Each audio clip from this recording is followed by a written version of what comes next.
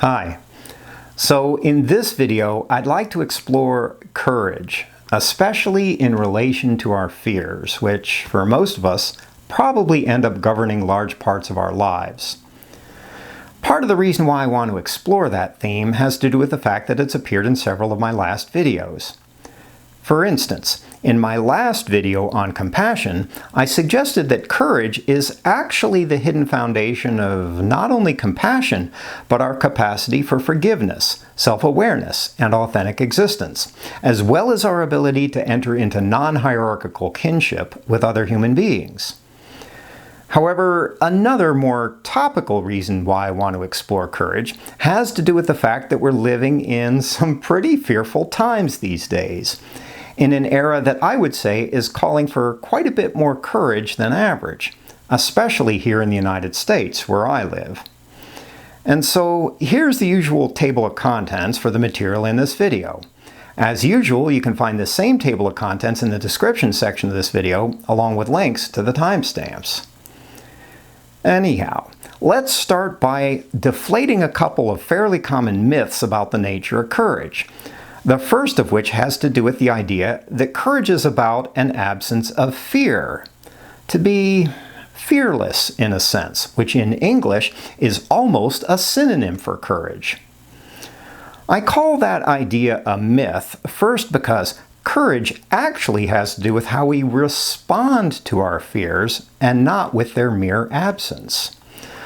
Furthermore, to be fearless in the literal sense isn't actually a very desirable thing when you think about it, especially insofar as fear is an adaptive response to danger. Basically, part of our ancient fight or flight mechanism. For instance, let's say we're out hiking and we see a rattlesnake on the path a few feet ahead of us. Well, at that point, it's an adaptive response to feel enough fear to motivate us to circle around that rattlesnake. On the other hand, if we feel no fear at all in that situation, we'll probably be tempted just to step over it, which would not be a very adaptive response. In other words, the person who feels no fear in genuinely dangerous situations is probably either very inexperienced or very stupid, or possibly both. The kind of person who doesn't have enough good sense to be afraid, which of course is very different from actually being courageous. Basically, the upshot is that courage and fear are much more tightly interwoven than popular opinion would have us believe.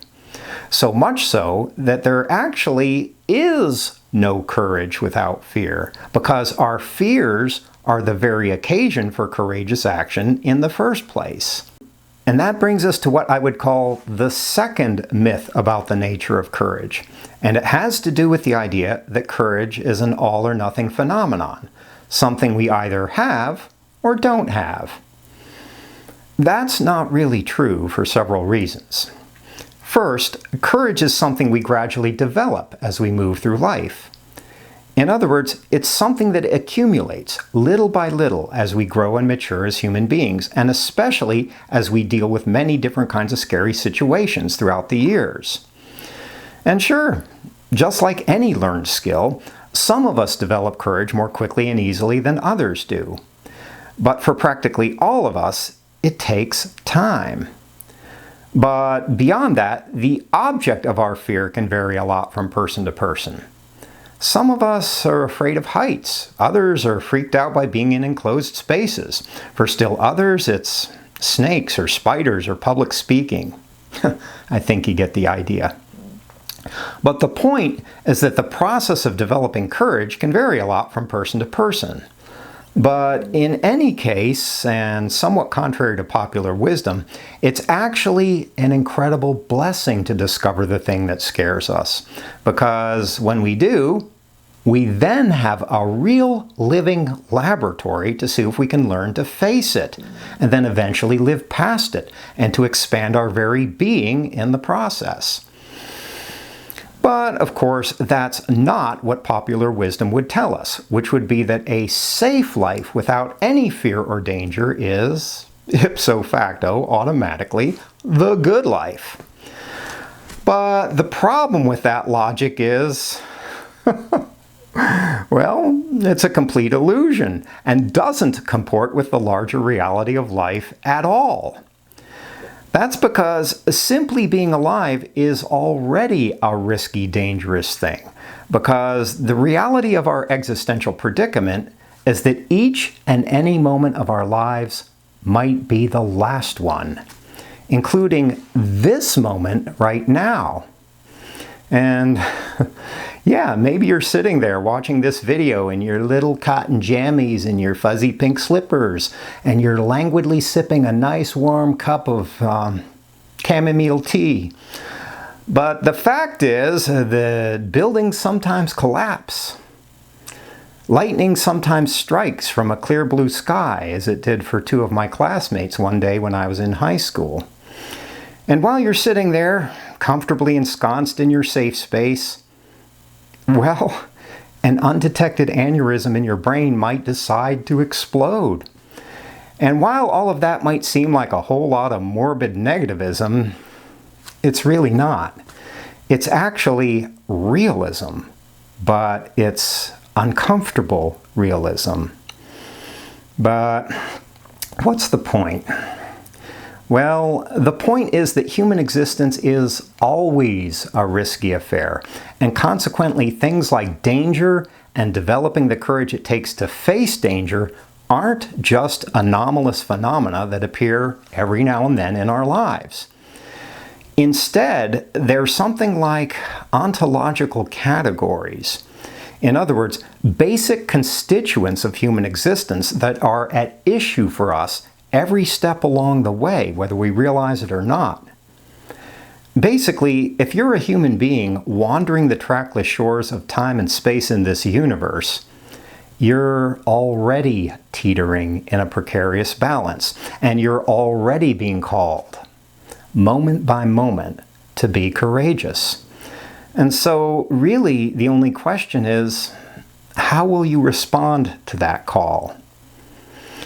Well, personally, I think that one of the best ways of responding has to do with actively developing our capacity for courage and with living more powerful, fulfilling lives as a consequence. But how might we do that? Well, in my last video, I suggested that one way is to allow ourselves to have experiences that feel dangerous every now and then. Not idiotically dangerous, of course, but strategically dangerous. The kinds of experience that bring us to the disorienting outer edge of who and what we are so that we can grow and redefine ourselves. It could take the form of thinking in a certain way or giving voice to a particular kind of truth that's burning inside of us. Or it could take a somewhat more physical form. An example. For me, doing stand-up comedy was one of those liminal experiences. It definitely felt scary and dangerous, especially at first, mostly because it's really easy to flop at doing stand-up comedy, which can be a pretty embarrassing experience. Basically, I was attracted to doing stand-up comedy partly because I knew it would scare the crap out of me, because it felt strategically dangerous, like the kind of scary experience I needed in order to move myself beyond myself. And for that reason, I went ahead and did it. For several years, actually. And yeah, that whole comedic adventure definitely did scare me and definitely did bring me to my outer limits. It was basically a great big example of careful what you ask for, because you might just get it. But what I eventually discovered was that I could face that particular fear and surprise! The universe wouldn't annihilate me, even if I flopped completely on stage. And as the realization that I could face and move past that fear began to circulate within my bloodstream, it helped me develop a little bit more courage, which I could then apply to other, very different situations in life. However, I'd say that besides developing a familiarity with strategic danger, another good way of developing courage involves simply learning to be what we are. That is, learning to exist authentically without constantly kowtowing to other people's expectations, desires, and agendas. For instance, in a world like ours, it can easily feel like a dangerous thing simply to speak the truth, simply to be faithful to ourselves, especially when doing so is likely to disappoint or outrage other people. Basically, it takes courage to be what we are, rather than what other people want us to be. And okay, learning to live authentically can easily involve enduring a measure of rejection, which of course most of us find painful. But on the other hand, what is the actual value of being accepted by other people when it's really based on a false picture of who we actually are? And of all of the ways we can learn to be faithful to what we are and to live authentically as a consequence, I'd say that one of the best is to know for sure that we're going to die someday. Not just to understand our mortality as a logically and empirically correct assertion, but to feel it within the deepest reaches and recesses of our souls. To feel the cold impress of death upon our trembling skin, strangely intimate like the caress of a lover, or maybe like the wind of an oncoming storm that's gathering force and fury on the distant horizon. Those sorts of unsettling sensations are important to developing the courage to live authentically because, as Carlos Castaneda puts it, an immense amount of pettiness is dropped if your death makes a gesture to you, or if you catch a glimpse of it.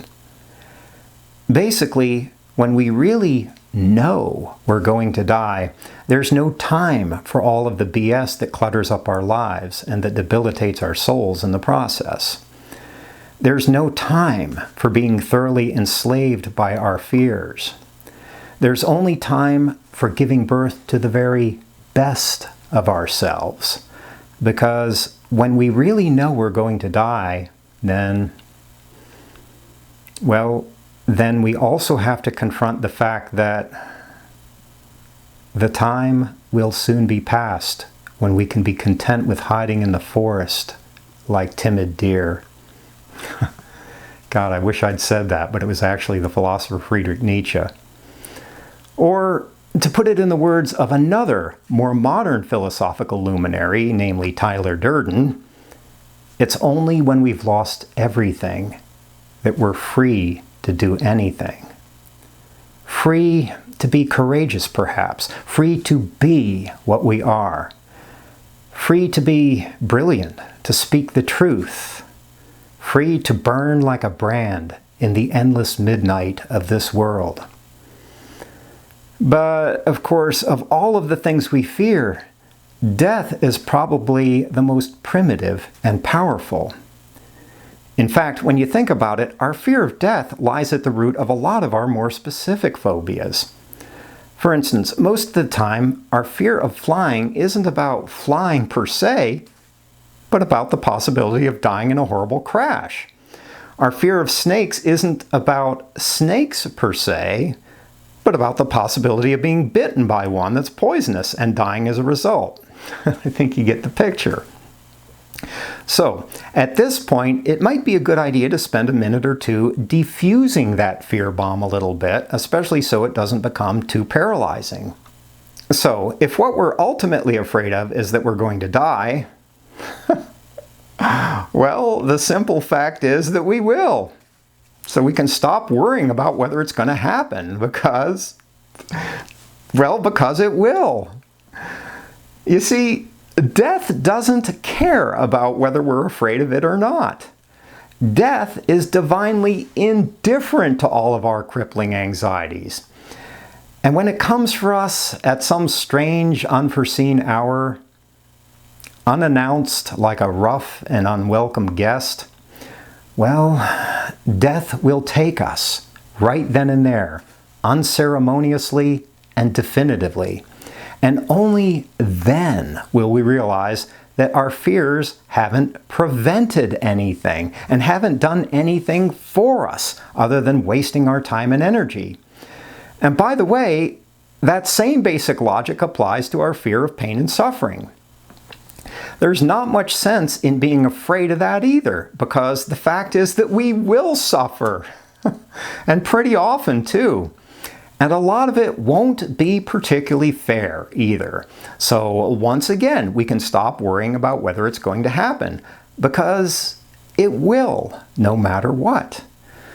And while we're at it, let's look at another one of our fairly primitive fears, which has to do with being rejected, ostracized, and or hated by other people.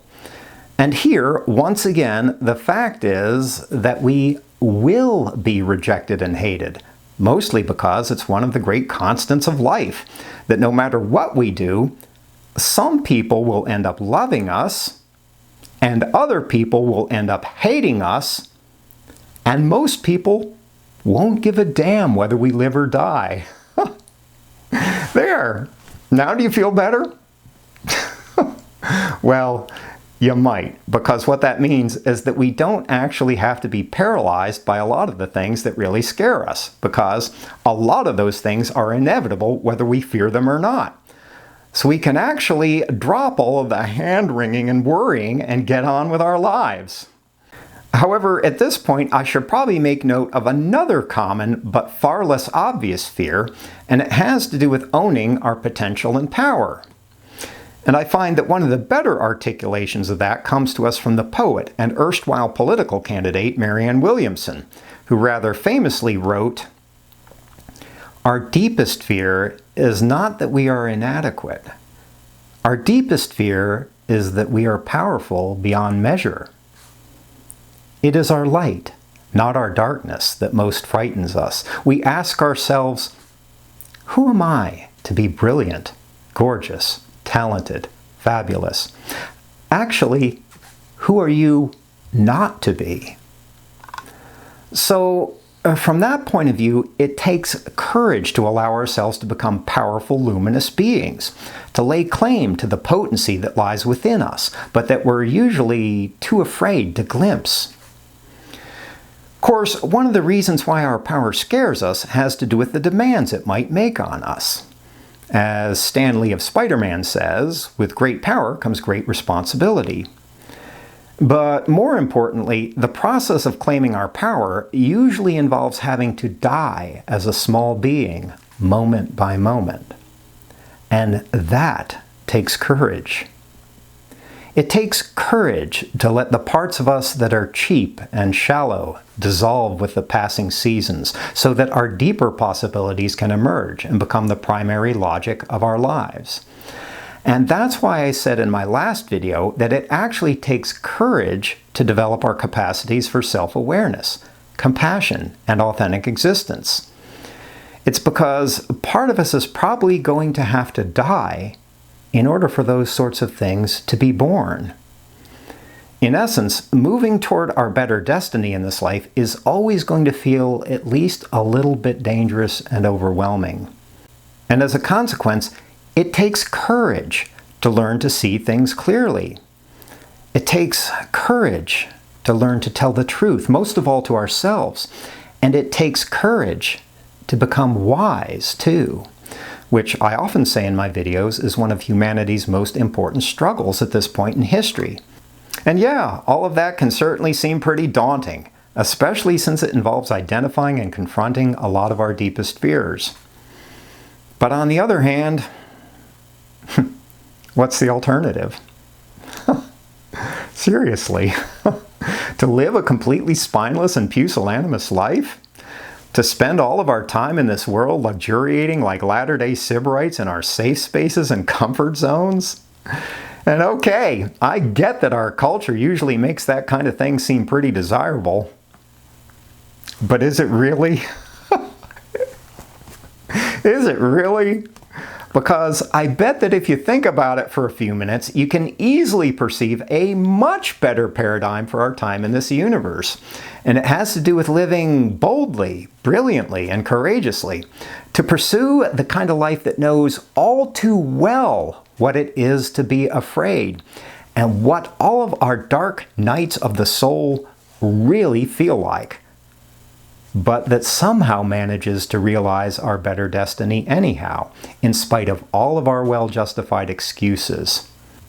And so I'd like to end this video by underscoring all of that with a bit of wisdom from the humanistic psychologist Abraham Maslow, who once described self-actualization, which has to do with realizing our deeper possibilities in life, in terms of learning to make the growth choice rather than the fear choice.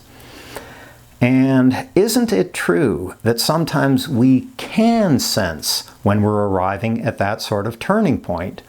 One where we could easily take the safe, easy path, or on the other hand, follow a brave and dangerous road.